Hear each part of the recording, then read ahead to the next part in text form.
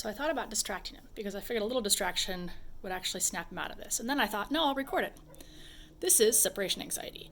But this is not like, oh no, there's a problem. You see his spine is nice and swishy? This is not him saying, oh, I'm totally freaking out. It's him saying, but I'd rather go with you.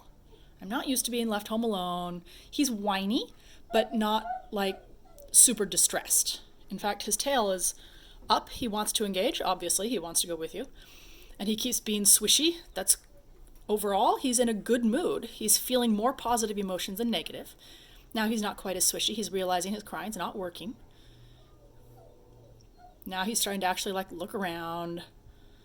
He's backed away from the fence a little bit. He's realizing that, okay, his whining's not bringing you back. That's a different dog. That's Kane. And most likely here, he's going to turn around and go elsewhere in a minute and see if maybe he goes somewhere else. Maybe then you'll come back. But it's not like, I'm panicked, I need you to come back.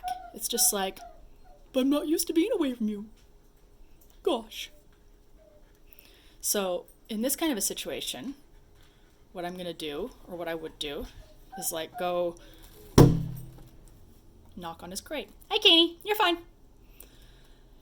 I said nicely, so I bonked the glass first. I actually corrected first. And when he looked around, I said, hi, Kane, you're fine. Hi, buddy. He's got a little swish to his tail. A little nervous about the fact that I just bonked on the window. He's not at all sure what to make of that. So you can see here through his spine is a little tense. But from the base of his tail all the way down, he's wagging. So I'm not seeing anxiety. There's no stress signals, so that's great. He's just a little bit like, what the hell? We'll see if anything else happens. Now, since nothing else is happening, he's probably going to go back to whining in a little bit. In which case, I will bonk on the window again.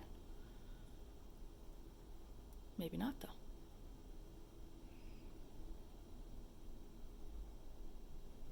So bonking on the window, it just snapped him out of it a little bit. It gave him something else to focus on other than the fact that you've left. I would say when you leave him, give him some kind of bone or something that he doesn't normally get. You can take a Kong and put peanut butter in it if he likes that. If he doesn't like peanut butter, canned food, dog food, cat food. Cat food's actually great because it rarely has any grain in it. And it's really rich and the dogs love it. So now he's looking, but he's not whining anymore. He's just distracted enough to be like, oh, it's no longer his whole focus. The fact that you have left is no longer his whole focus. Oh, now we got a little whine. He's thinking about walking away, though. He's starting to realize, okay, well, my whining is not working, and it's not the end of the world. If it were the end of the world, he would be trying to get through or climb out of that fence. And sometimes when they whine like this, they can work themselves up to the end of the world, which is what Doc does. But he's not doing that. Even if I hadn't knocked on the door, I don't think he would have. I think he might have continued whining like that for a long time. But it's not like a panicky whine. It's more of like a, but I wanted to go with you. And now he's still mostly aware of the fact that you're not here. But that's normal dog. And it takes them 20 minutes or half an hour, and then they go, oh, okay, I guess I'll go do something else. In his case, between his breed and the fact that you've basically been around for 2 years, it'll probably take him a lot more than 20 minutes. I mean, he probably, especially because he's not in a crate. So if he's in a crate, it forces him to just chill out. Loose, he's more likely to, make himself busy. He'll go and he'll maybe check the other fence to see if you came back there, and then he'll come back to this fence, and then he'll, you would think he would go entertain himself, but mostly what they do is work themselves up a little bit. And now he's gone. There.